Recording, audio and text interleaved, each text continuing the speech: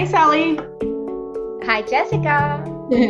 Welcome to Inspiring Playful Evolutions. This is a podcast that I've created with the intention of bringing different modalities and tools on health and wellness to people during these crazy times. So thank you so much for coming on. I'm very excited to hear everything that you have to share today. Well, thank you for inviting me. I feel really honored to be here too. So I'm excited to share.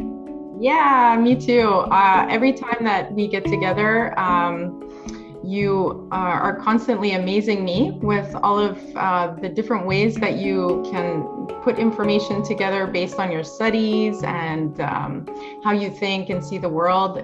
So I'm looking forward to giving people a broader perspective or a different perspective on health and wellness. So maybe just to start, you can share with us a little bit about how you came to do the work that you do with traditional Chinese Sure, medicine and in health and wellness in general. sure. I do love these stories. So I guess I kind of roll into it when I finished my thesis project when I was doing my master degrees, which was in fine arts. My thesis project was making this public intervention with a sculpture that is wearable for strangers, so in the public, to try it on. And the sculpture is a wearable where people can wear it on, and it's transparent. It's made with PVC, so people has to pump it up with a foot pump and take about 5 minutes to completely inflate and have this kind of invisible squeeze to the body. And I was very interested in questioning what is public in like a personal and a political point of view. What is when and how do we find art? Like when does it become art itself rather than us or the artist or whoever has the authority to make it become art? Like when does the art piece become art itself? But most of all is interested in the idea of pleasure and pressure.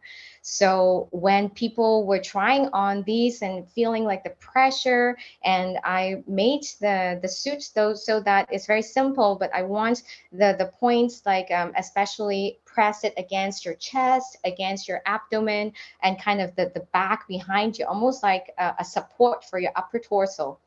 And I want to make sure that people actually take the time to feel the awkwardness of doing this in public, but eventually, when it's fully inflated, to have that experience of what is being encapsulated but somewhat invisible. So most of the feedback was, oh, it kind of feels like a hug, but without a person. So it feels like supportive and like, oh, I feel like my back can stand up straighter. It feels really nice. But there are also like a few, like maybe like 1 or 2% of the people feel a bit claustrophobic. So they don't really like to be pressed, almost feel like you're in an elevator together and it feel uncomfortable.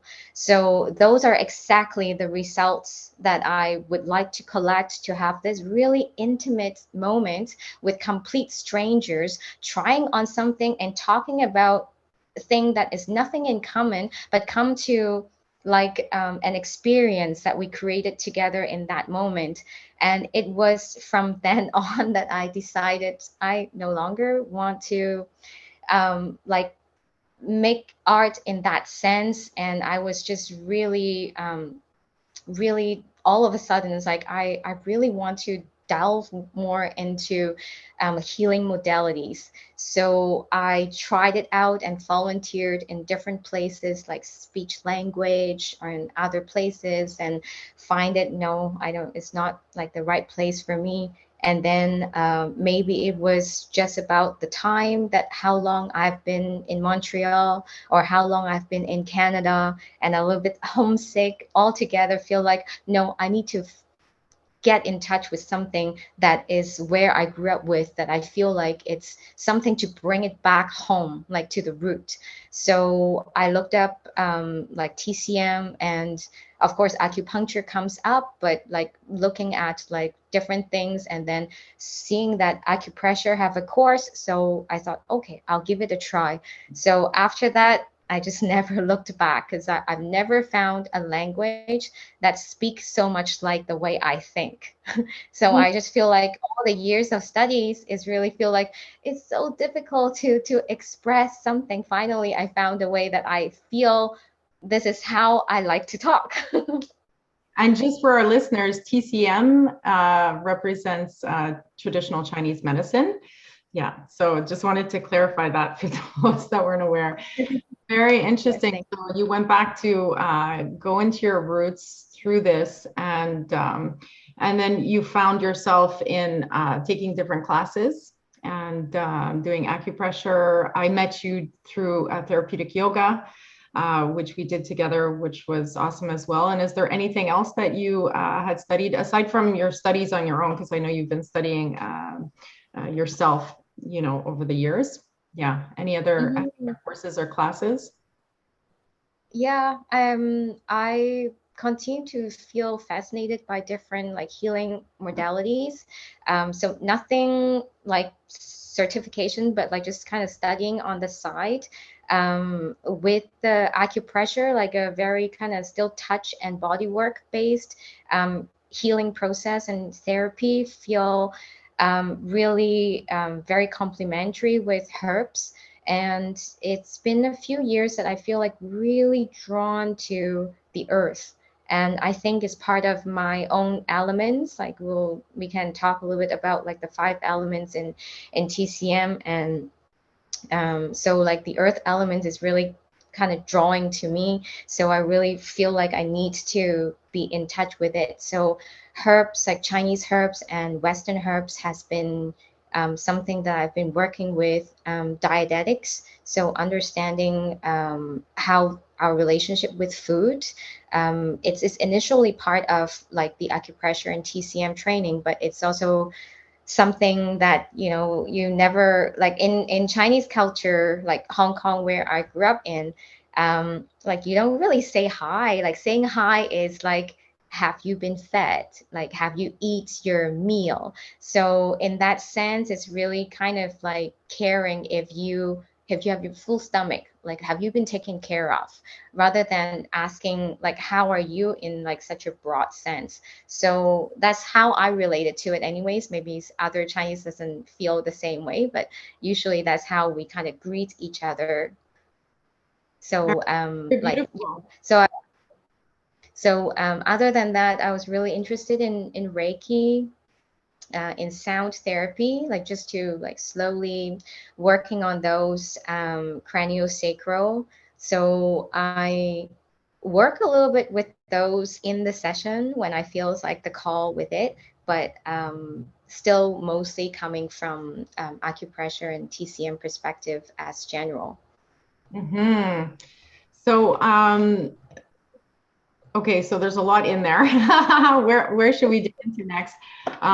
I know that so part of what we had discussed was you're going to be bringing forth um, how to basically address or see the immune system through the eyes of traditional Chinese medicine, and possibly look at it a bit differently from what we're used to looking at it from more of a Western traditional sense. So maybe you can start just by sharing a little bit about how traditional Chinese medicine views the immune system. Sure, I'd like to. Just to give like a general sense, and like it can be very broad, so it's very difficult to kind of precisely explain what it is, because everything is sort of related to each other. But from a general sense, you can find that immune layer in just underneath your skin.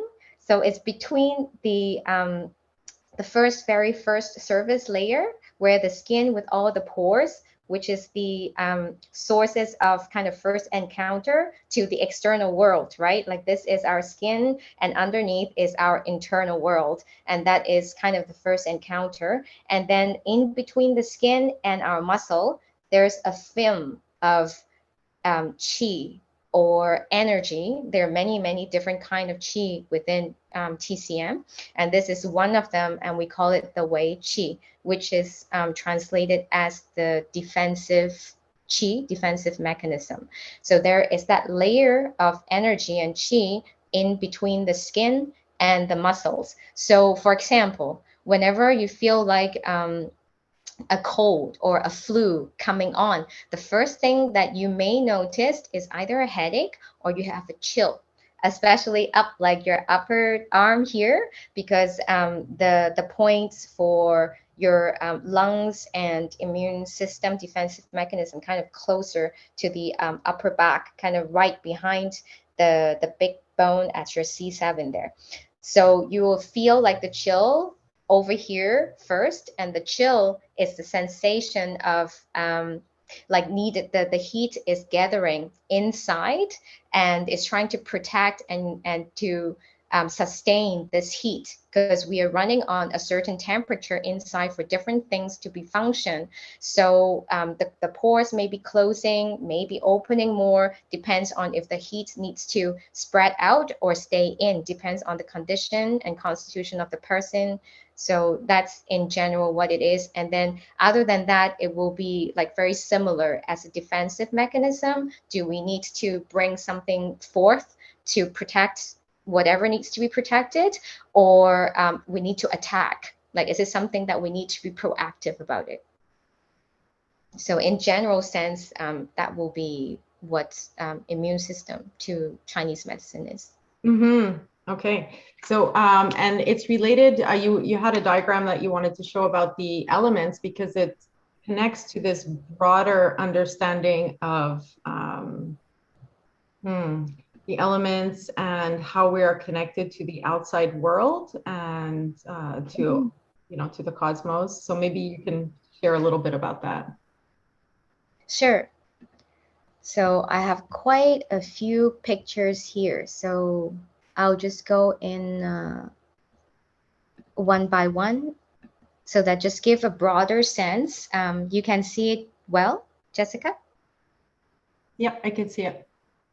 Okay, so just to give people, like when I was talking about the 5 elements, there is the fire, earth, metal, water, and wood, the 5 elements that encompass the understanding of the entire universe.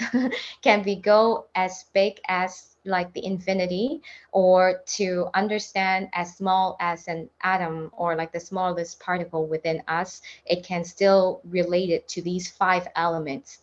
And so there is a generative cycle here going on where, like, for example, wood, you rub together, you will create fire. Fire burning wood, after it turns into earth. After like many years of process, it becomes like metal, which is minerals. And then with minerals and earth, added temperature, which is added the environment to it, it gives the condensation, and then it creates water. And then with the source of water, it generates wood, and the whole forward start again. So there's a generative sense of these 5 elements. And then within like the star at the center is it's a overacting cycle, what they call that it can react to one and other, and how to support each other, but it can also, as you can see, like insult and destruct each other. So it's very strong words, but that's how like the whole 5 elements interact and support each other. And of course, within all these, like these are the kind of the foundation of the understanding of TCM. And within all that, like the philosophical support of it is the center, which is the yin and yang symbol. So if I may, So the yin and yang symbol, which is not something unfamiliar to most of you, but what I want to emphasize, the white part, which is like the bright side, is the yang, represented by yang. The darker side, the black color, represented the yin. So what it wants to say with like a small dots in within each of them is there is always a little bit of yin within the yang, and there's always a little bit of yang within the yin.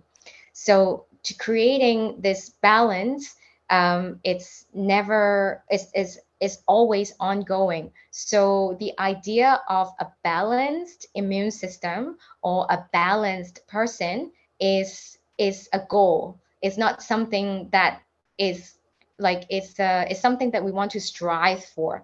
So to create a momentary balance, and so we constantly want to strive for this momentary. So it's kind of ongoing, something we want to keep going for.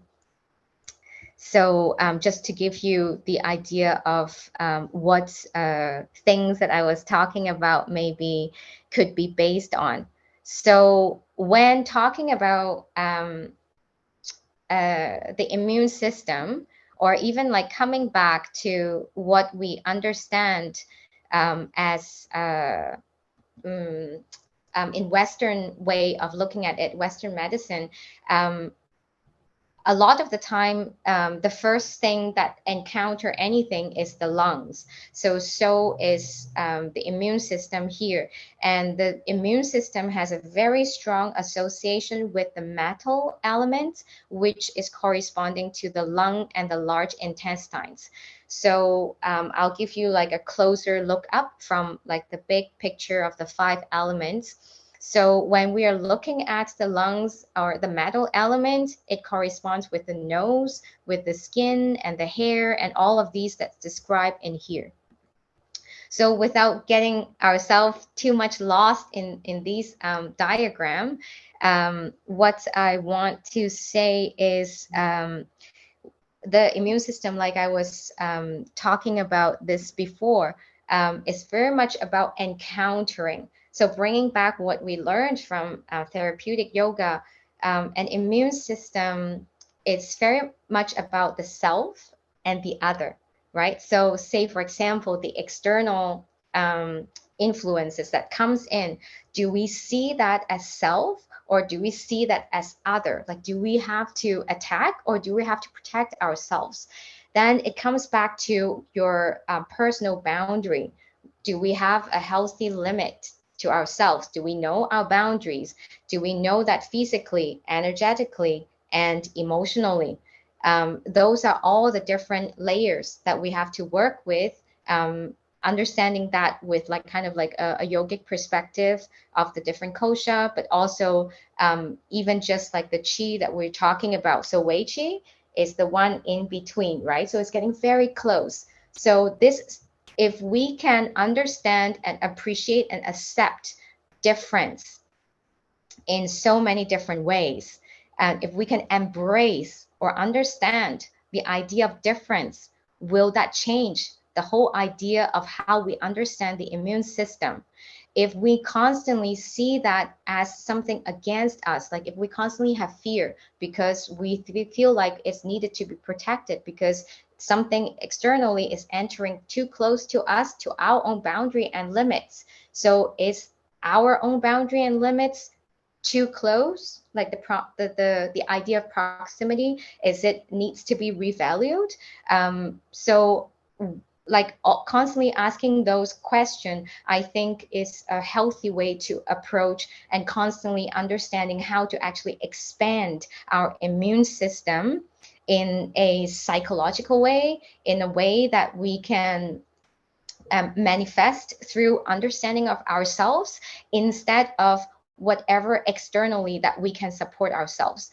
Like I definitely feel like there is supplements, food, and like minerals, vitamins, meditation, anything like that can externally support that. But like just from like brain brainstorming about how those energies that can also support and influence how strong or weakened the immune system is. So bringing back to how emotion and stress, etc., can influence that. Wow. Okay. There is a lot in there, and I'm going to be contemplating on on just like the concepts and how everything's put together. I've already made a whole bunch of different connections for myself. And so just the first question that's arising is if this, so the elements, if we're cycling through the elements and the immune system is that layer where metal is represented, does that, in your opinion, from your understanding, does that mean that we should be attempting to move into wood to bring balance, or back into water? Like, is there a connection there in terms of like, yeah. Yeah, it's a great question. And there is a reason, like it's not a random thing that immune system kind of have that close relationship to the metal elements. Of course, it's related to all of them, very much so. So part of the reason why the immune system is so closely related to the metal elements, I will explain a little bit about what the metal elements can be represented. It can be represented in many different ways, but in this context, so metal, as you can imagine, like the foundation of a high rise of a building, so like solid, so strong. So it's kind of different from a tree where you can sway by it, and that's how you kind of sustain your stability. But the metal is so strong, you can't shake it because you need that for build the building. So in a person, if the person has a more dominant trait or constitution of a metal element, it's like always very solid. It's very difficult to change, like very difficult to encounter changes. Like it may be manifest as anger, like fear, like I know I don't want to change, or like so mad, like why do you change my plan, like this is not under my plan. So it can be different manifestation of it, but just to understand that, like something that is quite stiff, the temperature of it, if it's around really windy, if it's cold, the metal becomes very cold. But if you heat it up with fire, you put it next to the fire, that's how you kind of do welding. You mold into completely different things. So if you have the right element to support this, you can mold into the most beautiful glassware it can be. So it can be very versatile when there's heat and other things involved, but it can also be as solid and as like fierceful as you want with like very cold environment. So in that sense, that's our immune system. It can be very strong, but it can also be very easily influential. So coming back to the idea of heat and cold within our body. So when there is inflammation, heat collected. So there's one kind of heat. So all those heat needs to be dispersed. So when we feel a little bit chill, the cold kind of comes in externally, and the body is trying to spread this heat out and manifesting it in fever. So fever, in that sense, even I think in Western medicine, more and more see it more as a manifestation of what it is instead of an illness itself. So fever itself, it doesn't have to be an illness. It can be a sign of the inflammation that the body needs to come out. So another example of a healthy inflammation is during pregnancy. There's so many inflammation going on inside to support that whole process. So to come back to your question, it's all about balancing all those 5 elements, and that's when kind of like the practitioner comes in, or when the herbs comes in, whichever sources that you want to balance those elements. So the immune system, yes, like you said, when that person, I'll take that example again, is more of a metal element, and depends on if the person is in like a fear state, in a stress state, or in a very cold state, like completely shutting itself off. So depends on that to see what elements, and depends on what we're working on now. If we're working with acupressure, we can maybe stimulate the different meridians to give the better flow, so unblock the blockages that are needed. If we're working with herbs, then maybe we'll take on a different route. So and in terms of the actual elements itself, so yes, so when the person feel like really stiff, really stuck, maybe whatever that draws to it, because if you see the cycle itself, after the metal is water, after water is wood, so and before it is the earth.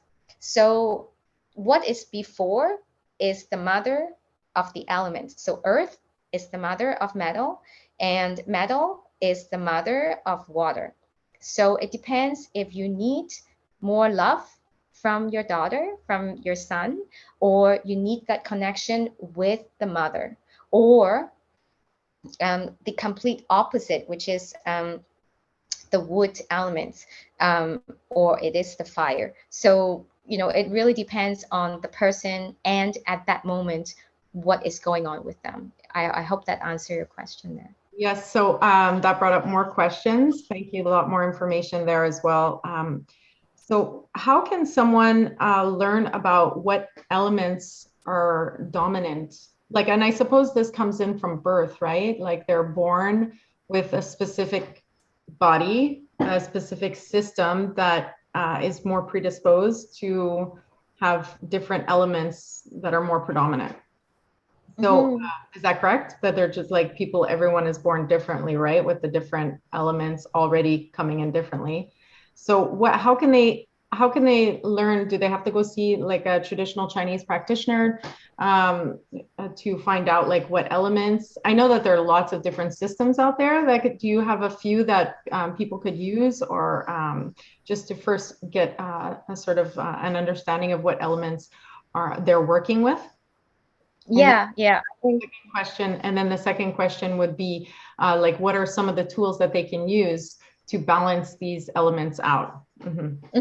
Yeah. This is where the fun parts come in, because I always see it as almost like like zodiac sign astrology, like the most kind of common understanding of it. The five elements also have something similar that you can play with, or like as an entry point of understanding ourselves. There is a book, it's very commonly popular among practitioners and people of interest alike. It's called Between Heaven and Earth. It's not written by a Chinese practitioner, but like most of these available books are not, because most of the books are written by Chinese authors or like Asian authors, are very much about something very specific and about it's very much already into it. So there are not really that many kind of general books to talk about a general sense of looking at it. So that book gives you a way of kind of checking in with yourself, kind of almost like a checklist. So like I said, all of us have all the five elements, just like in our birth charts, we have all the different signs in our astrological way. So if you remember like that focused circle of that metal element, all the different things that relate to it, part of it is our body structure. Like if someone is more rounded, it's most likely a earth element. So imagine the fertility goddess, the roundest statue you can imagine is an earth, Mother Earth. Whenever you see kind of like a motherly figure, they also kind of like have that kind of caring, rounded figure. I'm not saying that if people are not like that, they're not caring. They just have that heavier towards that element. A metal person is very kind of like a rod, like a support, like kind of long and straight. Runners, people who like jogging, there are a lot of time they are like very earth, very metal kind of elements. A fire person usually have a very pointy feature, pointy chin, and pointy fingernails. So fingernails is a good way to look at the person as well. And usually it's petite size, but it doesn't never necessarily to be. And then a wood person is square. Like you can see, like their fingernails are like to be exactly cutting square. Look at their toenails. Their face is more like kind of have this jaw, kind of have this feature in it. Their shoulders are also kind of like this, and most of the time they have that AA personality, like leadership, like needs to be like number one, competitive. And then water elements is very philosophical. They really like to just really just philosophize everything. Wisdom. They really like to go for the wisdom. So may not be the most practical person, like very pragmatic way of talk, like to go into something deep, but maybe taking the step to do it is not really their forte. So that, I hope that gives you like That's very a sense. interesting. Yeah, that's very interesting. And in my own personal understanding of the world, I've always connected structure, bone structure, features of the person with a specific type of interaction or feeling. And it's just been a pattern that I've recognized over time. So it's interesting to hear that it's right in there. Because it's very real for me. And so I just, one little question of curiosity about the water person, what are the features? Because you mentioned the other ones. Is there something as solid as defined as the other ones, or is it? Not as much, because you can imagine like water itself is a transformation. So when they're cold, they're more kind of square, like they mold into something. And when it gets heated, like in dampness, like it's very misty. So I always find the water elements, it's a little bit more mysterious. But in the book, they do have like a shape, or like a more a feature identified with it, and it's a different kind of roundness, I think, than the earth. Like the earth also feel like, like the rotation itself, it also like to go into like a cycle on its own, like keep going round and round like a spiral. So it also has that trait in it. So if you can't really like relate, is that an earth or water, you can see if that person likes to keep going on and on about the same thing. Interesting. So tools for balancing, once we distinguish and we, maybe can keep a log Mhm, and get to know ourselves on that level, working with the mhm, um, then we know, then we can then test out the theory and try to balance it with different elements through mhm. food, Yeah. through like psychological, I guess, different emotional, like what are the tools that we can use for those different categories? I'm assuming food is a huge one for the body itself, but also on a psychological level, on a mystical level, on an emotional level. Maybe you can share a little bit about that. Sure. Like I will use metal again as an example, because we've been talking more about the metal. Um, so metal. Actually, I'm going to talk about fire because we both have a little bit of fire.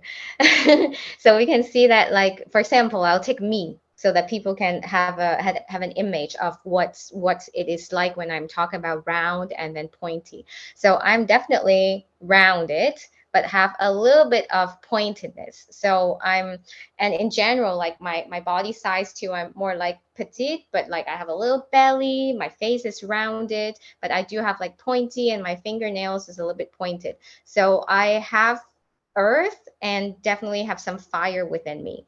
So in earth elements, the organs that relate with it is the spleen and stomach. So very much about our digestion in terms of digesting food, in terms of digesting ideas and thoughts, and digesting what's coming in and eliminating out. So, in that sense, elimination, acceptance, understanding, Like I said before, Earth likes to go round and round about the same thing. Are we like putting ourselves in a corner up when we are just like turning and turning in the same corner on it ourselves? So those are the things that we want to be careful of. And food that really, really support the earth, think of what's come from it. So underneath all the roots vegetables, and earth elements also related to the change of season. All the change of season have an earth elements to it. So right now, between summer and fall, you may find that a lot of the time it's also very humid right now. So you may find that like your digestive system is a little bit sluggish. You may feel like you're really drawn towards pastry. If you have a sweet tooth, it's even worse. Like all you want to eat is just sweets, because sweets is the taste related to the earth elements. So food that really supportive to it, sweet potatoes is yellow, and it's from the earth. Carrots, anything color you can think of is yellow. Turmeric, and especially roots vegetables, so potatoes, it's very good to support the earth. Rice, so kind of more of the starchy food elements, because starch on its own, as we know, carbohydrate after digested is sugar, is glucose. So, but what's the difference between this sugar and other type of sugar is carbohydrates, because it's its own complex formation. It takes a lot longer for the energy to disperse. So that is why like a rounded person love food for sure, and you also have like a drawn to it, so sweetness your weakness, so like that's why you have a little belly. So like, are you going to indulge in all these sensations? Because you know that if you have more of this, you may also aware that you're more prone to eczema, for example, because all the sweets, like all these processed sugar, sweetness, accumulate in the body, as we call dampness, and it will manifest as different skin issues. For example, an eczema, psoriasis, like for example, is one, funguses. So in order to balance it, you really want to go back to the most basic food, which is what's grown from the earth, just like what I said before, sweet potatoes, and rice, because they're able to disperse energy slower, but you still have that once you chew it enough, the carbohydrate itself is the sweetness. So if we can really focus on the food as it comes into our mouth and really taste what it is, then that is the flavor that we're talking about when it's related to the elements. So the carbohydrates actually is the sweet flavor that relate to the earth that is supporting the elements.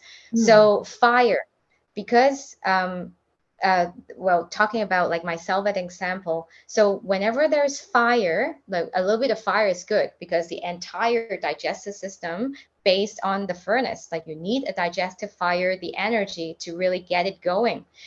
But if that fire is not strong enough, that whole dampness coming back, so it traps because it doesn't evaporate, so the water stay there, and comes out in all different kind of things. So you can imagine like food rotting, right? So that would be like constipation, for example. Exactly. So people will feel more constipated because the fire dries out the water. But then constipation is another whole thing. I can talk about it for another episode, like how and when do we think that is constipation anyways. So, but it will be one of the manifestation of it, like you see like a symptom of it. But on the completely opposite end, when the earth is weak, the spleen is weak, you can also have diarrhea, like because the spleen support, hold up the energy, has a chi to hold up the organs, any internal organs. So when the spleen chi is weak, it's kind of just let go. So you have a lot of diarrhea going on. It can be a weakness of the system as well. So does it make some sense to you? Oh, yes, completely. So then it would be a question of bringing in more earth elements, if that's the case, if there's too much fire. or because Right. So to balance, yes. So to balance fire, so for example, remember, I would say, your daughter can have some more cucumbers. So like there are cooling foods. So food has a whole spectrum of temperature itself, and things that have a lot of water, for example, will be able to calm down the fire, but too much water will put out the fire. So we have to be careful if that is a real fire or if it's a false fire, like a fire underneath that is not like really going on. So to balance the fire, something like watermelon, and that's why like all the juicy fruits in the summer really helps to, calm us down and keep us cool. So on the other end of it, if you're lacking of fire, you may want some spices, some like something more pungent to kind of boost that fire. So cinnamon, very subtle but supportive. If you need something more, ginger. But if it's cooked ginger, raw ginger, marinated ginger, they all have like different effects to the body. So, do you want me to talk all the elements? well, I would be interested in seeing as time-wise, I don't want to make it too lengthy. Although this is very interesting, and I would be interested in doing a series with you on each element. I think there's so much information that there could be a series like an hour for each element. But this is just sort of encapsulating everything. So I have a diagram that describes all of the elements with descriptive words. Yes, not in the ones that I open, but I will be able to look up one for you, I think. So if you want to keep talking for a while, I got this. No, not this. I just This find one. it fascinating because this is I think, when we take on our own health, right? When we decide to be responsible for our own health, Yes. acquiring this lens of seeing how everything is interconnected really helps expand our view of what health and wellness is and what can keep us in balance and what can easily put us out of balance. Yes. So, Can you see the picture that I'm sharing? yes. Okay. So this is very easily able to find on internet. If you type TCM 5 elements, usually this will come up. So that's why I also use this, because I know that when people are searching, you want to find something kind of familiar. So you can see under, say for example, green color related to liver, gallbladder, and it's the wood element. And then it involves your eye, your tendon, and that's why like all these related to allergies, right? So allergies is also part of the defense mechanism of the immune system. And then you can see anger related to spring and wind. um, so this gives you like a lot of references what the elements themselves can be related to, and usually the color that is related to it, that is the kind of food will be able to support um, the season itself.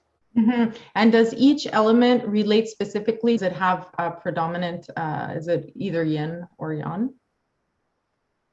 Yes, let me go back right into this. So, and again, it's also, those are quite basic information and you'll be able to find it on the internet. The letters in bold, so liver, heart, spleen, lung, and kidneys, they are the yin organs.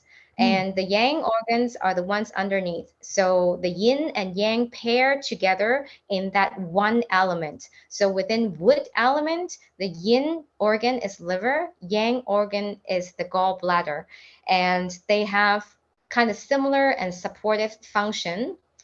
Each of them, for example, the heart and the small intestines. So when if you don't find that, like what is the relationship between like heart and small intestine? So when you're nervous, super anxious, so your guts, you feel like your guts first, you want to go to your washroom, but the heart governs, like it's what's expresses as like anxious and nervousness is your heart, is how you feel, and that goes directly into your guts, and that's why you feel like, no, wait a second, I need to go, like I really need to like release myself. So like you can see that as a relation itself. Liver and gallbladder, you can also see the relationship of like, it's one on top of each other. First of all, the gallbladder releases bile, which is mostly to digest fatty acids and like fats in general, lipids. And the liver is the center of the whole function, mostly as detoxification and filtering, right? Filtering. So a lot of filtering, and including hormones and all those. So each yin and yang organ has its internal relations with each. So, thank you for sharing. I'm also curious of how, like, just to be very specific about the question, how are perceptions on pain and pleasure, are perceptions, because like you said, if you have a pain in your body and you start inquiring and questioning, you can break it down, break it apart, and it sort of becomes more elusive perhaps, and not as solid. And oh, instead of it being a pain, it's a heat, or it's just a little throbbing, or it's moving. um, how do you think our perceptions of pain affect our immune system, Right. like send Um, signals to our immune system? yeah, I think that's very much going back to our personal experience in encountering different things.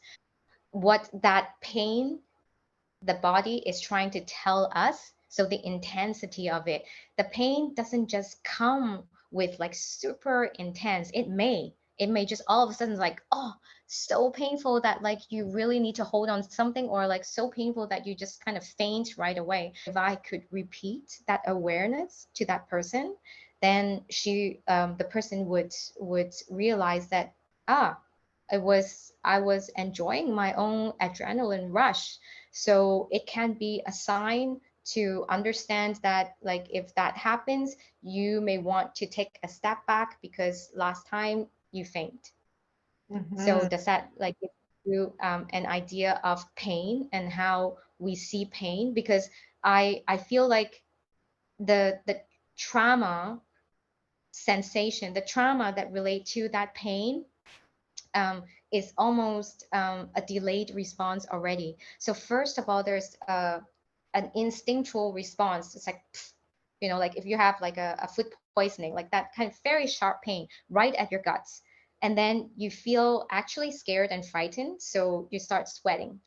And then you feel like, "Oh, I need help." Like there are all these emotions and sensations coming up. So like that is a delayed response already to the first initial really sharp pain in the guts. So if you have that sharp pain, if you can like first of all like breathe into it, or like inflate your belly and just really because it's all contracted, and if you can give space, how will that feel? I mean, a lot of the time we don't have time to do all those, but just to, if we break it down, if you ask me the questions to break it down, like sensation of pain and how the body and how we can relate to it, then that's how I would see it. Mhm.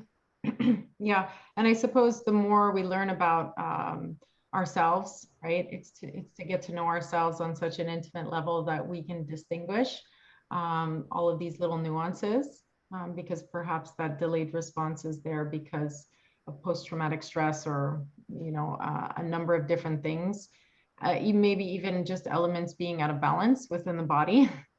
um, so yeah, getting to know ourselves would definitely help to just understand where that threshold of pain and pleasure is, and when it's going overboard. And just a small little example here, like with technology, not everybody has a sensitivity to technology, but many people do. And I found personally, because I'm sensitive to technology, not really understanding at first. It's well spoken about and documented now about how social media goes and basically attacks, or goes and stimulates the limbic system, And there's a lot of different side effects that arise from that interaction. Constantly daily use, hearing the buzzer come in, responding right away, you know, feeling like this kind of like, and then the adrenaline of it can sometimes take over. And if we're not aware of where our limits are, then we can have a delayed response of like even up to a year, you know, of really like understanding where it's coming from, where all these stimuli, how they're affecting us, and you know, and then learning to pull that back. But it's with everything in life, you know, whether it's eating too much of one food that could be very subtle, learning about ourselves in that way. And so I think the lens that you're bringing in of this traditional Chinese medicine, the lens of looking at the world, is a very, very good tool that people can use for understanding themselves, understanding their own limits, understanding what they're in abundance of, like what cycle they're in, and what they're perhaps in abundance of in terms of energies, qualities of energies, and then what they can maybe look to fulfill through different movements. I'm assuming jogging corresponds more to one type of element versus swimming, and so on and so forth. And so learning just through that lens how to balance and how to move and flow through life without causing too much resistance and causing blocks in the body, emotional, mental, and physical. So I just kind of summarized what I understood from your sharing. And I mean, you just shared so much information. There's really like you're just such a wealth of knowledge, and I'm sure that we could have separated almost every little segment into a different podcast and gone for like an hour in each. You know, there's just so much there to discover. So perhaps I can have you on again sometime in the future with another, we can try to, you know, go for another specific topic so you can share more. And seeing as we've already sort of come to, you know, quite a bit of time, I might have to, I apologize in advance to people listening. I might have to remove a few parts just to be able to get it in, condense it, get it up on YouTube. But if people want to get a hold of you to book a session, because you do give sessions here in Montreal, but also, I don't know if you're giving sessions online as well. If there's, if you want to share your contact information. Yes, I offer online consultations with people who are not in Montreal. So we can do it through like video chat or just with phone, depends on what the person is comfortable with. And if they want to have more an in-person session, then my office is in the plateau of Montreal, and my website is bewellholistictherapies.ca, and I will send you the link when you can, and with my contact information. Thank you so much, Sally. Very, very grateful to have had you on, and you know, hopefully we'll be able to do this again in the future and share more wisdom. I love chatting with you. Same here. Okay, I'll talk to you soon. Thank you again. Thank you.